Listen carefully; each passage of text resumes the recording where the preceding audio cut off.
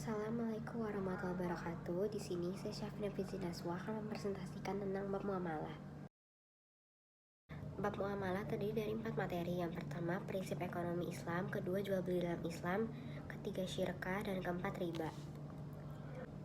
Yang pertama, prinsip ekonomi dalam Islam. Prinsip ekonomi dalam Islam adalah segala sesuatu yang berhubungan dengan prinsip dan aturan-aturan syariat Islam yang harus dipatuhi dalam praktik kegiatan ekonomi, mulai dari transaksi jual beli, tukar menukar barang, hingga persoalan hutang piutang.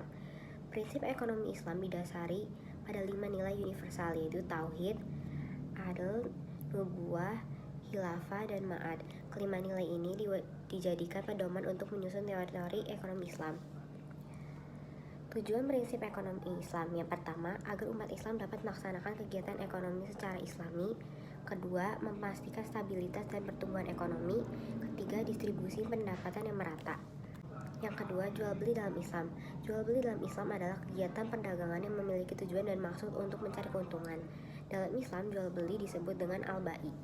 Al-bai memiliki pengertian secara bahasa, yaitu memindahkan kepemilikan sebuah benda dengan akad saling mengganti. Syarat jual beli dalam Islam: yang pertama, syarat penjual dan pembeli harus sudah balik, berakal sehat, bukan paksaan. Kedua, syarat barang jual beli: barang harus ada ketika terjadi transaksi, barang yang diperjualbelikan bermanfaat, barang itu suci. Syarat jual beli online: penjual melampirkan foto produk, menyertakan spesifikasi yang lengkap, dan menyediakan garansi. Rukun jual beli dalam Islam: yang pertama, harus adanya penjual dan pembeli. Yang kedua, harus ada barang yang diperjualbelikan. Yang ketiga, harus ada nilai tukar pengganti barang. Yang keempat, ucapan serah terima antara penjual dan pembeli. Yang ketiga, ada syirkah. Syirkah adalah akad kerja sama antara dua pihak atau lebih untuk suatu usaha tertentu, di mana masing-masing pihak memberikan kontribusi dana dengan kesepakatan bahwa keuangan dan resiko ditanggung bersama. Macam-macam syirkah. Pertama, ada syirkah inan. Syirkah inan adalah syirkah antara dua pihak atau lebih yang masing-masing memberi kontribusi kerja. Kedua, syirkah abdan.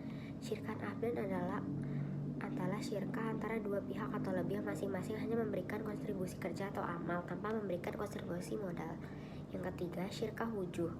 Syirkah adalah dua pihak yang sama-sama memberikan kontribusi kerja amal dengan adanya pihak ketiga yang memberikan kontribusi modal. Yang keempat, ada syirkah muwafadah. Syirkah antara dua pihak atau lebih yang menggabungkan semua jenis syirkah yang ada. Yang keempat, ada riba. Secara bahasa, riba dalam bahasa Arab yaitu az-ziyadah, yang artinya kelebihan atau tambahan. Pengertian riba adalah nilai atau tambahan pembayaran utang yang melebihi jumlah piutang dan telah ditentukan sebelumnya oleh salah satu pihak. Hukum riba dalam Islam. Hukum riba dalam Islam adalah haram karena hanya menguntungkan satu pihak, yaitu pihak pemberi pinjaman. Sedangkan pihak yang menerima pinjaman akan rugi jika tidak bisa membayar hutangnya tepat waktu, sebab hutangnya yang meminjam bertambah seiring waktu. Macam-macam jenis riba. Yang pertama ada riba fadl. Kegiatan transaksi jual beli yang menghasilkan riba namun dengan jumlah atau takaran berbeda. Yang kedua ada ribayat. Ribayat adalah transaksi jual beli yang menghasilkan riba, namun waktu penerima serah terima kedua barang tersebut mengalami penundaan. Yang ketiga ada riba qadar. Tambahan nilai yang dihasilkan akibat dilakukan pengembalian pokok utang dengan beberapa persyaratan dari pemberi utang. Yang keempat ada riba nasiyah. Riba nasiyah adalah pengembalian atau pemberian tambahan pada suatu barang atau modal yang ditangguhkan dan diakhiri pembayaran. Yang kelima ada riba jahiliyah. Tambahan atau kelebihan jumlah pelunasan utang yang telah melebihi pokok pinjaman. Dalil tentang riba. Yang pertama ada Al-Imran ayat 130 tentang larangan memakan riba, yang artinya, hai orang-orang yang beriman, janganlah kamu memakan riba dengan berlipat ganda, dan bertakwalah kamu kepada Allah supaya kamu mendapat keberuntungan. Yang kedua, surat Al-Baqarah ayat 276 yang berisi tentang Allah memusnahkan riba, yang artinya Allah memusnahkan riba dan menyuburkan sedekah, dan Allah tidak menyukai setiap orang yang tetap dasar kekafiran dan selalu berbuat dosa.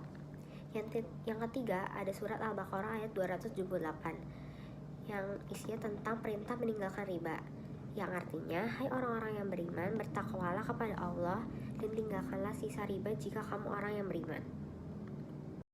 Sekian presentasi dari saya. Mohon maaf jika ada kesalahan. Wassalamualaikum warahmatullahi wabarakatuh.